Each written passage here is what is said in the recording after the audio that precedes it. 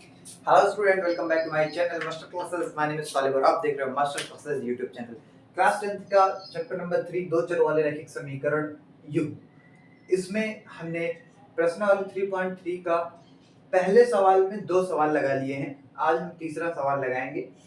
इसको डिस्कस करने से पहले आपको बता दूं कि पिछले क्लासेस अगर आपने नहीं देखी तो हमारे इसी चैनल के प्लेलिस्ट में जाकर आप सारी क्लासेस वॉच कर सकते हैं।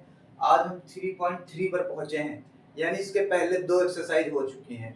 तो आप लाइन बाय लाइन देखेंगे तो ज्यादा मजा आएगा आपको पढ़ने में भी और समझने में भी। आइए इस क्वेश्चन को करते हैं। आपको पता होगा कि हम दो सवाल लगा चुके हैं, उसी तरीके से ये भी लगाएंगे। लेकिन इसमें होता क्या है, आप देखो इस दूसरे इक्वेशन को ध्यान से देखो।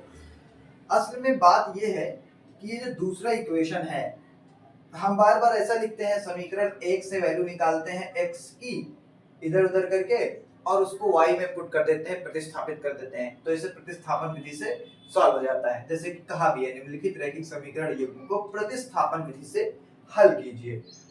लेकिन यहाँ पे हम समीकरण 2 को अगर ध्यान से देखें तो समीकरण 2 में है क्या, इक्वेशन नंबर 2 से अगर हम देखें तो इसमें इन दोनों में 3 कॉमन है। क्या कॉमन है? 3 कॉमन है। देखो इन दोनों में 3 कॉमन है। अगर मैं 3 कॉमन ले लूं तो यहाँ पे क्या हो जाएगा, 3 3 जा 9, 3 बार टेबल जाएगा और x as it is minus 3 common है तो y अकेला बचा है यहाँ पे, इक्वल टू इधर 9 है। आपको अब पता ही है इधर 3 मल्टीप्लाई में, यहाँ कुछ नहीं निशान तो मल्टीप्लाई माना जाता है, उधर जाएगा तो डिवाइड हो जाएगा और 3 में 9 का डिवाइड करूंगा तो यहीं से काट दे रहा हूँ, 3 3 जा 9, 3 3 जा 9। अब आप देखें जरा, 3x minus y is equal to 3। Equation number इसको अगर मैं 3 समझूं मानूं तो आप देखो इस इक्वेशन को सॉल्व किया तो ये आया, यानी मतलब कुल मिला के ये इक्वेशन ये है। ये इक्वेशन मतलब अगर सिंपलीफाई करके लिखें तो यही वाला इक्वेशन ये है और यही इक्वेशन दिया भी है। ये दोनों इक्वेशन तो सेम है। अगर इक्वेशन सेम है तो आप ये वाली प्रॉपर्टी याद करें इक्वेशन की, a1 upon a2 is equal to b1 upon b2 is equal to c1 upon c2। आप देखें ना, a1 इस वाले में 3 है, a2 इस वाले में 3 है। a1 अपॉन a2 यानी 3 3 कट के 1 आ गया। ऐसे यहाँ पे b1 अपॉन b2 यहाँ 1 है और इस वाले में भी 1 है, 1 अपॉन 1 1 आ गया। इस वाले में देखें c1 अपॉन c2, इस इधर लेंगे -3, इधर लेंगे इस वाले में इधर लेंगे, ये भी -3 अपॉन -3 भी 1 है। आप करके देखिएगा तो आपको बेटर समझ में आएगा। पिछली क्लास में आपने देखी होगी, आप मेरी बातों को समझ भी पा रहे होंगे। इन दोनों इक्वेशन को, इक्वेशन नंबर 1 इक्वेशन नंबर 3, असल में इसको 3 क्यों बोलना, ये 2 ही तो है भाई। इसको 3 क्यों बोलना है, 2 ही तो है, 3 भी ना बोलो, आप इसको 2 ही बोलो। ठीक है, इक्वेशन नंबर 2 को ही थोड़ा सा सॉल्व किया गया है तो ये आया है, तो यानी ये 2 ही है। आप चाहे तो यहाँ 2 मत लिखिए, आप डायरेक्ट यहाँ लिखिए। ठीक है, अभी दोनों को देखें अगर तो ये a1 अपॉन a2 बराबर b1 अपॉन b2 बराबर c1 अपॉन c2 आ रहा है। इसका क्या मतलब है? इसका मतलब यही तो बताया गया था कि ऐसे इक्वेशन का अनंत हल होता है, अनेक हल होता है। अतः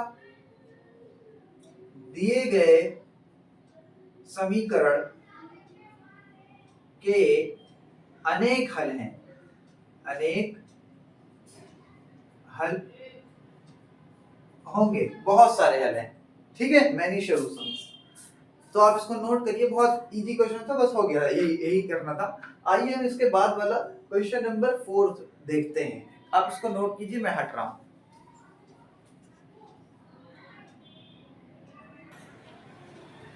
चलिए, उम्मीद है आपने नोट कर लिया होगा। आइए हम क्वेश्चन नंबर 4 को देखते हैं।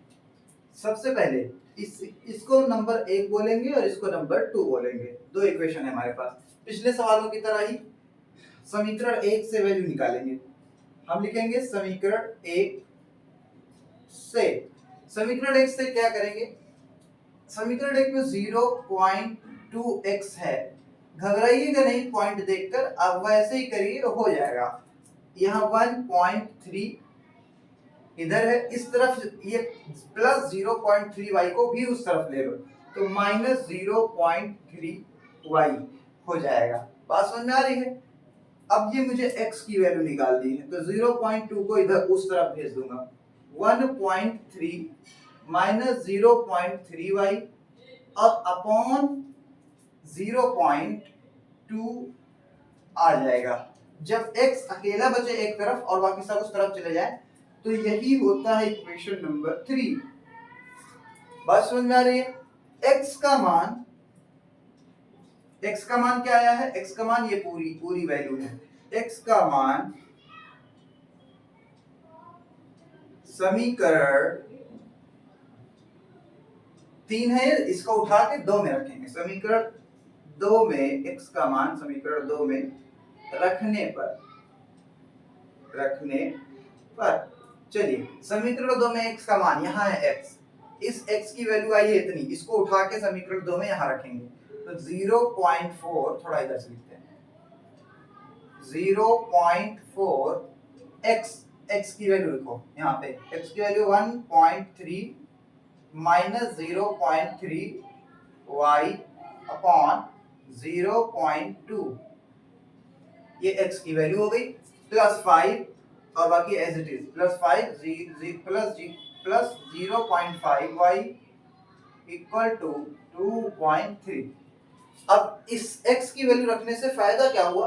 फायदा होता ये है कि ये पूरा का पूरा इक्वेशन वन वेरिएबल में कन्वर्ट हो जाता है, यानी एक चर वाले में y, पहले दो चर हुआ करते थे x और y, जब हमने x की वैल्यू रख दी तो अब सिर्फ इस पूरे इक्वेशन पूरे लाइन में सिर्फ y एक ऐसा चर बचा, यानी सबको अब इधर उधर करके y की वैल्यू आराम से आ सकती है। तो बस फिर अब इसी को सॉल्व करते चलते हैं जैसे जैसे आपको दिख रहा है। देखिए इस पॉइंट को उड़ा देंगे और 2 से 4 को काटेंगे तो आएगा 2। Are you getting my point? आइए इस 2 का टेबल अंदर पढ़ देते हैं। 2 का टेबल 1.3 में पढ़ेंगे तो 13 दूनी होता है 26, यानी 2.6, एक डिजिट के बाद पॉइंट, माइनस 2 का टेबल इसमें पढ़ेंगे 2 3 जा 6, यानी 0.6y प्लस ये वाला 0.5y इक्वल्स टू, उस तरफ जो है वही उसे लिख रहे हैं 2.3। समझ रहे हो? आइए अब इधर बढ़ते हैं आगे, यहाँ इसके बाद से यहाँ देखें, इसके बाद से यहाँ देखें। 2.6 एक कांस्टेंट नंबर है, कांस्टेंट नंबर है, अचर है, इसको इस तरफ भेज देंगे और ये 0.6y में प्लस 0.5y जोड़ेंगे तो 6 और 5 11y हो जाएगा, यानी कि अगर आप देखें तो 1.1 y हो जाएगा। मुझे उम्मीद है आपको पॉइंट वाले ऐड करने आते होंगे, नहीं आते तो मैं आपको यहाँ जल्दी से बता देता हूँ, छोटा सा है। 0.6 में 0.5 ऐड करेंगे तो 6 और 5 11, एक डिजिट के बाद पॉइंट, ऐसे, ठीक है। 1.1 y ये दोनों जुड़ेंगे तो 6 और 0.6 0.5 जोड़ने पर, और ये एक सेकंड जस्ट अ मिनट, ना भैया ना, यहाँ पे माइनस 0.6 है और ये प्लस 0.5 है, तो प्लस और माइनस माइनस होता है तो अब सब्ट्रैक्ट होगा, घटेगा। 6 में से 5y 0.6 में से 0.5 घटेगा तो 0.1 आएगा, 0.1y 0.1y, और ये बड़ा है 0.6 इसीलिए इसका साइन भी लगेगा। और उस तरफ क्या है जरा देखो, 2.3 है, 2.3 है, थोड़ा गर्मी बहुत ज्यादा है हाँ, आप लोग तो मजे से पढ़ रहे होंगे। इसको इस तरफ बुलाते हैं तो -2.6, अब यहाँ पे -0.1y इज इक्वल टू 1, तो ना भी लिखें तो चलेगा लेकिन लिखते चलते हैं, अभी पॉइंट है इसलिए। 2.3 में से 2.6 सब्ट्रैक्ट नहीं हो पाएगा, इसलिए इधर से इधर सब्ट्रैक्ट करेंगे। 2.6 में से 2.3 सब्ट्रैक्ट करेंगे तो 6 में से 3 गया 0.3 और 2 में से 2 गया 0, और ये बड़ा था इसलिए इसका निशान लगाएंगे। दोनों तरफ से माइनस कट जाएगा और इस एक डिजिट के बाद पॉइंट से एक डिजिट का पॉइंट कट जाएगा, तो हमारे पास y की वैल्यू आ गई 3, y की वैल्यू आ गई 3। फिर से एक बार देखें, पॉइंट एक डिजिट के बाद यहाँ भी एक डिजिट के बाद यहाँ, तो इस पॉइंट से ये पॉइंट कटा, माइनस से माइनस कटा, y is equal to 3, y की वैल्यू आ गई 3। अब y का मान समीकरण 3 में रख देंगे, इसीलिए हमने समीकरण यहाँ पे 3 नंबर डाला था ताकि इसका यूज कर सके। y का मान समीकरण 3 में रखने पर y का मान समीकरण 3 में रखने पर भैया आइए x is equal to 1.3 minus 0.3 y यहाँ पे है, y की वैल्यू 3 आई, यहाँ पे एज इट इज 3 पुट करेंगे और डिवाइडेड बाई यहाँ पे 0.2। हाँ भैया आइए आगे बढ़ते हैं। x इज इक्वल टू थोड़ा मल्टीप्लाई पहले करेंगे, 1.3 एज इट इज उतार लेंगे, इसको मल्टीप्लाई 3 3 दा 9, 0.9 divided by 0.2, x is equal to 1.3 में से 9 घटाएंगे कितना होगा भाई, 13 में से 9 गए कितना 4, 0.4 और नीचे 0.2, 0.4 और नीचे है 0.2, पॉइंट से पॉइंट उड़ाओ भैया और 2 का टेबल से 4 में जाओ भैया, 2 2 जा 4 और x इज इक्वल टू 2 पाओ भैया, यानी x की वैल्यू 2 और y की वैल्यू 3, यही इस समीकरण का हल है।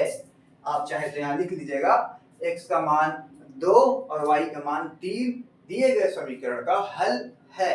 अगर आपको नहीं विश्वास तो आप x की जगह पे 2 और y की जगह पे 3 इस वाले में भी और इस वाले में रख के देख लीजिए, इक्वेशन सेटिस्फाई हो जाएगा, संतुष्ट हो जाएगा। चलिए मिलते हैं नेक्स्ट क्लास में। उम्मीद है आपको ये क्लास समझ में आई होगी, बहुत इजी क्वेश्चन है, अब आपको समझ में आने स्टार्ट हो गए होंगे प्रतिस्थापन विधि से सॉल्व कैसे करते हैं। मैंने कहा था ना डरना नहीं है। मिलते हैं नेक्स्ट क्लास में। Thank you very much.